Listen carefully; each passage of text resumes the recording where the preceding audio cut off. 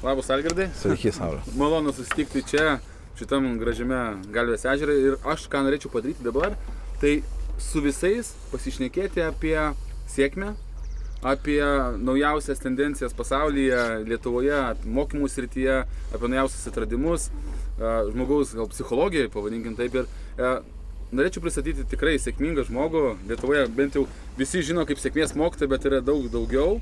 Algirdą Karalių. Ir aišku, apie save daugiausiai galės papasakoti pats. Tai aš turiu vieną tokį labai svarbų klausimą. Algirdai, pavardė ypatinga. Kuo jinai tau padeda gyvenime? Ar padėjo? Ar buvo toks dalykas, kad padėjo? Aš dabar galvoju, daugiau pareigoja negu padeda. Nes visuomet, kai medicinos akademijoje nesisekė ar kažkur, tai visuomet, su tokia pavardė, tai tu čia, žinai, kad kažkokią blogybę padarysi, tikrai atsimins tą pavardį. Bet vieną kartą padėjau. Kai medicinos akademijoje studijavau, man nelabai sekėsi kalbų mokymas, ir reikėjo įskaitą gauti iš lotynų kalbos. Ir atsimenu, užeinu pas katedros vedėją ir daviau įskaitą knygutę, galvoju, dar mane klausinės, jisai pamatė, sako, prisėskit, pats atsistoju, pasirašė, atidu, sako, man didžiulį garbė ir palydėjo mane iki durų, kas čia dabar. Dar pasakė, kai karaliai sėdi, bajorai turi stovėti. Taip, tai jisai stovėjo. Jo, jisai stovėjo, aš galvoju, bet koks čia ryšys. Ir tik išėjęs paskaičiau katedros vedėjas bajoras. Man labai įdomu yra pati priešistorė. Daug kas apskritai, kai veda mokymus, nesvarbu kokį tai būtų lygio mokymą, ar kur dirba labai rimtai su proto, ar dvasinį mokymą, vairiausiai sako, visos problemos kyla iš vaikystės, žinai. Tai klausimas, iš tikrųjų, grįžtant į pačią vaikystę, tai ar buvo tų problemų kažkokių, kurias daugelis žmonių dabar sprendžia, ar kaip tik buvo viskas labai lengva, dėl to ir esi dabar toks? Kas padėjo tapti tokiu žmogum kaip esi? Man atvirai pasakius, vaikystė nuostabi buvo. Nuostabią šeimą turėjau, tėvai fantastiški, labai gerai kieme gyvenau. Tai negaliu pasakyti, kad man sunki labai vaikystė buvo, bet keletą problemų buvo. Viena iš jų tai yra, aš iki 4 metų šystelėjau. 4 metų.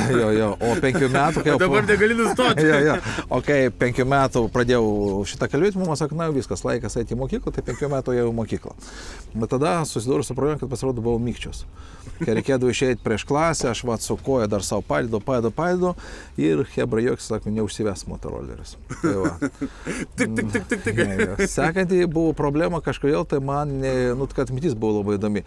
Aš tai pamiršdavau, nes mokyklą ten, kadangi Kazachstane gimiau, tai tenais turėjau mokytis rusiškai, šeimoje kalbėjom lietuviškai, važiuodavom į Žemaitiją, tai karts nuo karto aš pamiršdavau kažkokią tai kalbą, tai man su tom kalbom nuo pat pradžių buvo sunku ir su mokymais man didžiausias turbūt buvo kliūtis, kad kažkaip visi gerai atsimena, o man kažkaip ten susisukdavo šratai, tai aš galvoju, tas didžiausias buvo toks skaudulys, o ypač tai pareiškėjo medicinos akademikai, reikėjo daug labai studijuoti, medžiagos krūvą ir tada galvoju, ar čia su manim kažkas netvarkoj, ar vis dėlto su mokymų sistema. Ir išvada kokie daug? Ir išvada padariau, kad su manim viskas tvarkoj. Bet nei mokykloje, nei institutė, nieks niekuomet nepaaiškino, kaip mokytis, kaip lengvai atsiminti, kaip sėkmingai išlaikyti egzaminus, kaip nesijaudinti. Tai po baigimo medicinos institutų, tai turėjau skirti savo gyvenimą tam, kad atsakyti tos klausimus, to tik šiol ieškau. Super daug. Tai mes galėtume labai rimtai pakalbėti apie gyvenimo pašaukimo atradimą, nes čia labai susiję. Kiek pats mokiau žmonės, jaunuolius, vyresnius, nesvarbu jam, ar 15 metų, ar 40, labai daug kas žmonių iš tikrųjų nežino savo gyvenimo pašaukimo. Nustiksi, kad yra tokia problema. Tai klausimas, visur randi blitz sprendimus, ne? Išmok dailę per valandą, išmok gitarą groti per valandą, per dieną ten, ne? Tai kaip atrasti kuo greičiau tą gyvenimo pašaukimą, kad iš tikrųjų kiekvieną dieną būtų motyvacija, keltis anksti, nežinau, bėgioti, gyventi, džiaugtis, ką daryti? Ar yra kažkaip paslapties? Jo, yra. Už kiek kainuos? Aišku, čia reikėtų tartis, bet kadangi šiandien prie tokio šašlyko, čia viskas nemokamai. Tai aš galvoju, kad pirmas dalykas reikėtų suprasti, kam tu turi pašaukimą arba talentą. Nes ką reiškia talentą?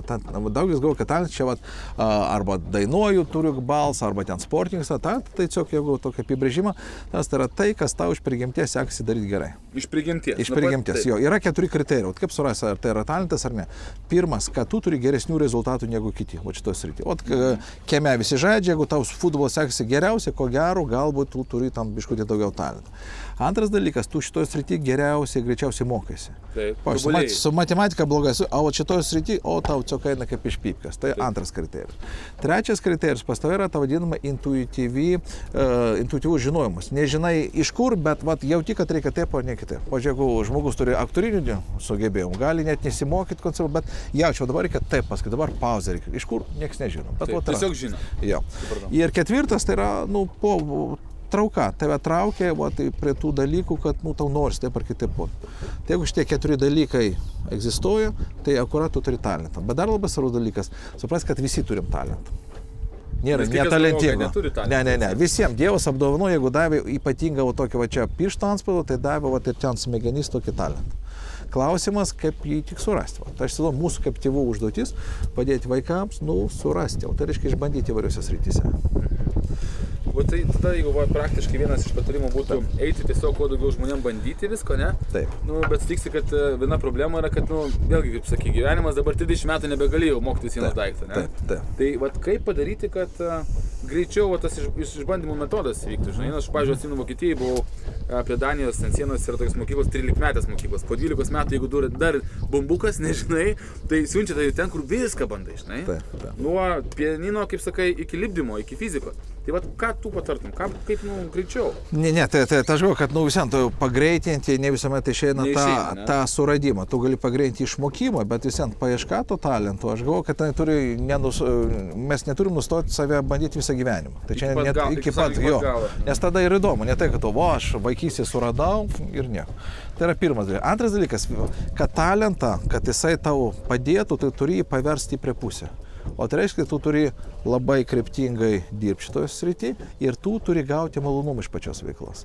Nes aš galvoju, mūsų iš pat vaikystės mūsų mokina, tu turi labai taip daryti tai, kas yra, arba, pavyzdžiui, vaikas turi stoti į ten juridinį fakultetą. Kodėl? Nes tai yra populiaru. Taip, arba kad tėvai. Jo, arba kad tėvai. Bet visi pamiršta, kad tarp juristų tik 3% turtingi ir sėkmingi, kiti lūzeriokai tenais. Tai klausimą reikia, kad vaikas, kuriam neturi nei talentų, nei paškų, nei norų, studijuoti tai, kas yra šiandien. Tai aš galvoju, pati didžiausia blogybė dabar Lietuvoje yra tai, kad vaikai gali po baigimų iškart duoti į keletą institutų. Taip, čia didelė problema. Jo, nes, pavyzdžiui, man teko vesti seminarą, buvo 500 vaikų, kaip abiturientų, jau nebe vaikai jo. Ir klausiu, pakatra, kas tu žino savo talentą? Neveiksnė, 2 buvo, sportininkas ar dainininkė. O reiškia o po to klausiu, kas padavė pareiškimą į kelis. Tai reiškia, aš norėjau būti inžinieriu, nepavyko, tapau chemiku. Tai dar 5 metus, 12 metų praleidau mokykloje be reikalų ir dar 5 metus studijuosiu tai, ko niekuomet nepanaudosiu. Ir tada eis dirbti kokį darbą, vėl nieko bendro, nesusijusi, tu vėl tu būsi naujokas, būsi lūzeriokas. Tai tėvai mokėdami pinigus arba stengia, kad vaiką nustumt būtinai prestižinę mokyklą, jie sugadina jam visą gyvenimą. Tai aš įsivaizduoju, kad tu turi padėti vaikui surasti talentą, arba jeigu jau nebe vaikas surasti savo talentą ir po to su malonumu, su džiaugsmu dirbti toje srityje, kur tau patinka ir kur turi tam tikrą pranašumą.